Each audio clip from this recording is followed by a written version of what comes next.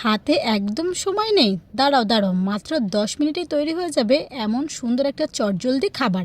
একদম ব্রেকফাস্ট বলো বা সন্ধ্যের টিফিনে বলো, এই খাবারটা কিন্তু বাচ্চারা খেতে ভীষণই পছন্দ করবে এবং বড়োদেরও ভীষণ একটা প্রিয় খাবার হবে।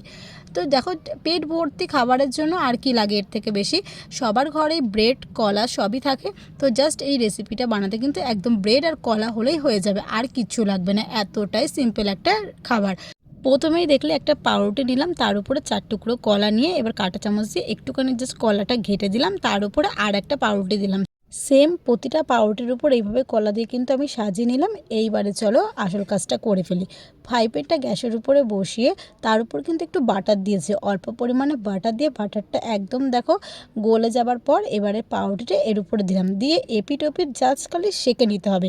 একটু ভালো করে এপিট ওপিট সেঁকে নিলেই একদম রেডি হয়ে গেল।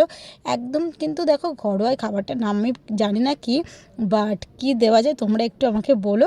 তো দেখো এখানে এবার তারপরে যখন 2 পিঠ ভালো করে সেঁকে নেওয়া হয়েছে, তার উপরে একটুখানি দুধ দিয়ে দিলাম। দুধটা দিয়ে আবার এপিট ওপিট ভালো করে একটু নাড়াচাড়া করে নিলাম, তারপর নামিয়ে নিলেই কিন্তু রেডি হয়ে গেল সকালবেলার এরকম একটা সুন্দর ব্রেকফাস্ট। কত না ইজি বলো, একদম সিম্পল। তোমরা কিন্তু বাড়িতে অবশ্যই এটা, যখন তোমাদের খুব দেরি হয়ে যাবে তখন কিন্তু তোমরা অবশ্যই এটা ট্রাই করতে পারো। দেখবে খেতেও ভালো আর পেটও ভরা থাকবে। এর উপরে এবার তোমরা নামানোর পর একটু উপর দিয়ে যাতে দেখতে ভালো লাগে সাজানোর জন্য একটু চকলেট সিরাপও দিতে পারো।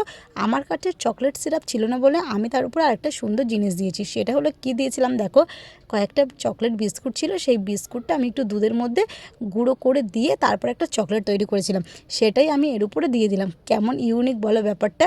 তোমরাও চাইলে এরকমও করতে পারো।